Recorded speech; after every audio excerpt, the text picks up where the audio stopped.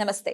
Spiritual, motivation, educational వీటికి సంబంధించి interviews ఇవ్వదలుచుకున్న వాళ్ళు కింద నంబర్ కి కాంటాక్ట్ చేయండి. నమస్తే, వెల్కమ్ టు అవర్ ఛానల్. నేను పద్మిని. ప్రస్తుతంతో పాటు మన ఇద్దరు అక్కలు ఉన్నారు, మాట్లాడదాం. శ్రవంతి అక్క, లత అక్క, ఇద్దరికి నమస్తే. భారతీయులందరూ కూడా, సనాతన ధర్మంలో ఉన్న వాళ్ళందరూ కూడా ఎదురు చూసేటటువంటి ఘట్టం రానే వచ్చేసింది. శోభకృత్ నామ సంవత్సరంలో ఈ జనవరి 22వ తారీఖున రామ మందిరం ఆవిష్కరణ, అలాగే విగ్రహ ప్రతిష్ఠ కూడా జరగబోతోంది, ప్రాణ ప్రతిష్ఠ కూడా జరగబోతోంది. చాలా చాలా ఉత్సాహంతో అందరూ కూడా, భారతీయులందరూ ఎదురు చూస్తూ ఉన్నారు. సో ఆ రోజు విశేషంగా మనం ఏం చేయబోతున్నాం, మన మోదీ గారు ఆల్రెడీ పిలుపునిచ్చారు. ప్రతి ఒక్కరి ఇంటిలో దీపం వెలగాలి, స్వామికి స్వాగత పుష్పాంజలి ఖచ్చితంగా ప్రతి ఇంటి నుంచి కూడా అది అందాలి అని చెప్పి ఆయన సంకల్పించుకోవటం. ఆయన సంకల్పించుకుంటే ఇంకా తిరుగులేదు. మోదీ గారు అంటే ఆ ప్రేమ అందరికీ ఉంది, ఉండాలి కూడా. ఖచ్చితంగా. నరేంద్రుడు, ఇంద్రుడు. నిజంగా దేవేంద్రుడే ఆయన చేత చేయిస్తున్నాడా అని అనిపిస్తుంది. దేవేంద్రుడు పాపం ఎన్నో అపవాదాలు ఉన్నాయి, కానీ మరి నాటకీయంగా ఇవన్నీ లేకపోతే పురాణాలు మనకి ఎలా అందుతాయి? ఎవరో ఒకళ్ళు అవ్వాలి కదా.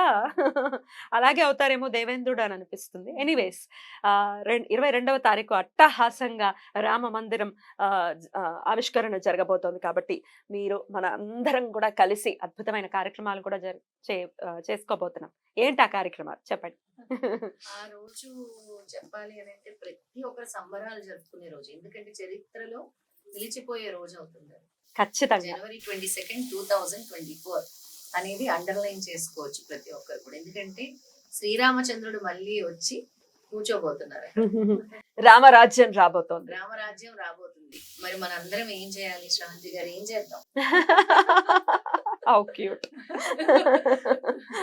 స్వామి వారికి అంటే మనం రామాయణము అనగానే బోయవాడిని సైతం, అంటే వేటాడేవాడి కదా బోయవాడు అంటే, అందులో పక్షులను వేటాడేవాడు అంటే అతని మనస్సు ఎంత కర్కశమైనది అనేది కూడా మనం అనుకోవచ్చు. అలాంటి వాడిని కూడా చక్కగా రామాయణం రాసే విధంగా పురిగొల్పింది రామాయణం. కాబట్టి మనం మొత్తం రామాయణం చదువుకోలేం, కాబట్టి ఆ రోజు నామరామాయణం చదివితే చాలా మంచిది అనేది నా అభిప్రాయం. అలాగే హనుమాన్ చాలీసా, రామరక్షా స్తోత్రము, అన్నిటికంటే కూడా రాముల వారి గురించి, రామనామ విశిష్టత గురించి చెప్పేది విష్ణు సహస్రనామం. మీ కోరిక ప్రకారం. Thank you. కాబట్టి విష్ణు సహస్రనామం కూడా చదవాలి అని చెప్పేసి నా అభిప్రాయం అన్నమాట. అలా కొంచెంగా చేద్దాము అని అనుకున్నది లత గారు పెద్దగా చేద్దాము. పెద్దది కదా. పెద్దదంటే శ్రీరామచంద్రుడు వస్తున్నప్పుడు మనం ఎంత సంబరాలు జరుపుకోవచ్చు. అసలు ఎంత చేస్తే సరిపోతుంది ఆ స్వామికి, ఎంత చేసినా తక్కువే. ఎగ్జాక్ట్లీ. అందులో మనము సమకాలీకులము అని చెప్పుకోవడంలో మనకి ఎంతో, నిజంగా మనం చాలా అదృష్టం చేసుకున్నాం అని చెప్పుకోవచ్చు. అలాంటిది మనం అంటే రాముల వారికి ఏం చేసాము, ఆయనకి ఏం సేవ చేసాము అని అంటే, ఇది చేసాము అని చెప్పి జీవితాంతం గుర్తుండిపోతుంది. కాబట్టి అలా రాముల వారిని అలంకరించుకొని మనకి అలంకరణ చేసేవాళ్ళు ఉన్నారు. మనం లాస్ట్ టైం రామ కళ్యాణం చేశాం కదా, విజయదశమి రోజు ఆయననే పిలవడం జరుగుతుంది. ఆయనని అలంకరించడం, వివిధ ఆరతులు స్వామి వారికి ఇద్దాం చక్కగా, అమ్మవారికి గాజులు హారతి అని చెప్పి, అలాగే అన్ని కూడా మనం బొట్టు, పసుపు, కుంకుమ తయారయ్యే వస్తువులు అన్ని కలిపి కూడా అమ్మవారికి హారతి ఇవ్వడం జరుగుతుంది. తమలపాకుల హారతి ఏమో ఆంజనేయ స్వామికి ఇద్దాము. అలాగే రాముల వారికి అందరికి, మొత్తం రామ పరివారానికి మాత్రం ముత్యాల హారతి ఇద్దాం. బ్యూటిఫుల్. చాలా అద్భుతంగా ఉంది శ్రాంతి గారు, చాలా బాగుంది. ఇవన్నీ మనం చేయాలంటే అక్కడ ఒక రామ యాత్ర అనేది జరగాలి, చైత్ర యాత్ర అంటారు కదా, అలాంటి యాత్ర జరగాలి, అలాంటి జన సమూహం రావాలి. దీనికి మనం చేయాలనుకుంటే ఒక పెద్ద వేదిక కావాలి, ఒక స్టేడియం లాంటిది తీసుకొని అక్కడే మనం అందరం కూడా ఒక ఊరేగింపుగా ఒక చైత్ర యాత్ర చేయాలి అనేది నా ఉద్దేశం, మనందరి ఉద్దేశం. దానికి ప్రతి ఒక్కరు కూడా, అంటే ఇంటికి ఒక్కరు కాదు, ఎంత మంది వచ్చినా అప్పుడు సరిపోతుంది స్టేడియం అని అంటే. అలాంటి వేదిక, పెద్ద ప్రాంగణం ఒకటి మనం ప్లాన్ చేస్తున్నాం. ఎలాగో ఆ ప్రాంగణంలో ఈ కార్యక్రమం ఉంటుంది. అయితే మన ప్రేక్షకులు, మన కుటుంబ సభ్యులందరికీ ఆహ్వానం ఉంటుందా? తప్పకుండా. అందరము ఎంతమంది పడతామో మనకు తెలుస్తుంది కదండి. ప్లేస్ తీసుకున్న తర్వాత ఇంతమంది రిజిస్టర్ చేసుకోండి అని చెప్పడం, రిజిస్టర్ చేసుకున్న వాళ్ళని మనం ఎంట్రీ టికెట్స్ కింద ఏదైనా మనం చేసి పాస్లు ఇస్తే వాళ్ళు రావడం అనేది జరుగుతుంది. మళ్ళీ దీనికి ఏమైనా కట్టాల్సి ఉంటుంది అక్క? ఉం. భక్తి, ఉం. మీ ప్రేమ, స్నేహపూర్వకంగా రావడం, అలాగే స్వామివారి మీద భక్తి ఉండడం అనేది చాలా ఇంపార్టెంట్. Right. కేవలం మనం వచ్చేది స్వామి సేవ కోసం వచ్చాము. ఉం.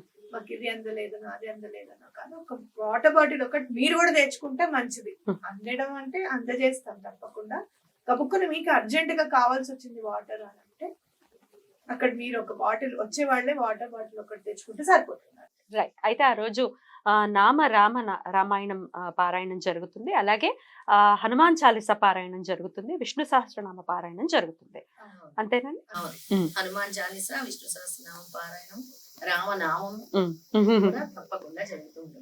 ఇంకా అన్ని రకాల హారతులు శ్రవంతి గారు చెప్పినట్టు కూడా విశేషంగా జరుగుతాయి. ఉం.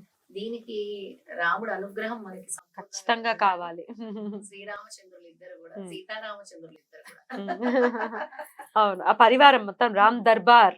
రామ దర్బార్ అనుగ్రహము. మనం అందరం ఆయన బంటులం కాబట్టి ఖచ్చితంగా ఆయనకి వెల్కమ్ చెప్పాల్సిందే. సో చాలా అద్భుతంగా జరిగేటటువంటి కార్యక్రమం, అందరూ రావచ్చు. అయితే ఎక్కడ ఏంటి ఇంకా ప్లేస్ డిసైడ్ అవ్వలేదు కాబట్టి వన్స్ రిజిస్టర్ చేసుకున్న తర్వాత అందరికీ లొకేషన్ పంపిస్తాం, లేకపోతే నేనే ఛానల్లో చెప్పేస్తాను ఎక్కడ ఏంటి. ఒకవేళ పెద్దగా ఎత్తున స్టేడియంలో చేసేటట్టయితే ఇంకా రిజిస్ట్రేషన్స్ కూడా అవసరం లేదు, వచ్చేయచ్చు. అంతే కదా అక్క? రావచ్చు అప్పుడు. అందరూ మన వాళ్ళు ప్రత్యేకంగా ఉం. రెడ్ టీవీ సబ్స్క్రైబర్స్ అని అసలు అందరూ రావచ్చు. రాముడు అంటే ప్రేమ ఉన్న వాళ్ళు ఎవ్వరైనా కూడా రావచ్చు. నేను ఇప్పటికీ చెప్తా, మా అమ్మాయి ఎగ్జామ్ దీపం వాళ్ళు పట్టుకొని నిల్చుంటారు, నడుస్తారు. అద్భుతం, అద్భుతం. పల్లకి సేవ కూడా ఉంటుంది కదా? పల్లకి సేవ కూడా ఏర్పాటు చేయాలని అద్భుతం, అద్భుతం. అసలు కళ్ళ ముందు కనబడుతుంది ప్రోగ్రామ్ అంతా కూడా. Beautiful, beautiful. ఈ కార్యక్రమం రామ అనుగ్రహంతో దిగ్విజయం అవ్వాలి, మనం అందరం కలిసి చక్కగా స్వామి సేవ చేసుకోవాలని మనవి చేస్తూ థ్యాంక్ యూ సో మచ్. నమస్తే. నమస్తే. జై శ్రీరామ్. జై శ్రీరామ్.